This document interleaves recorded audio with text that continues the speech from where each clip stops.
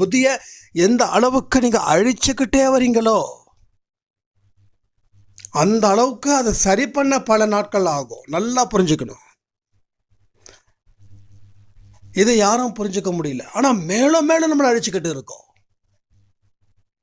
நீங்கள் சொல்லக்கூடிய காரணங்கள் மற்றவங்களுக்கு வேணால் வாய் அடைக்கலாம், ஆனால் உங்களுக்கு அதனால் நல்லது நடக்குதான்றதை யோசித்து பார்த்துட்டு அதுக்கப்புறமா நீங்கள் உங்கள் ரீசனை எடுத்து வைங்க. நல்லது நடக்கலை அப்படின்னு யோசிச்சிட்டிங்கன்னா பயப்படுங்க செய்யக்கூடிய விஷயத்துக்கு. இதெல்லாம் நான் செஞ்சால் நான் மாட்டிப்பேனே, எஸ், அந்த பயம் வேணும். அந்த பயம் இருந்தால் நாம் அடுத்த இடத்துக்கு போகலாம். சரி, இப்போ நம்ம சாய்பா பற்றி பேசலாமா? இது வரைக்கும் நான் உங்களை பற்றி பேசினேன், இப்போ சாய்பா பற்றி பேசணும். சாய்பா என்ன சொல்கிறாரு? அழிக்கிறத முதல்ல நிறுத்து.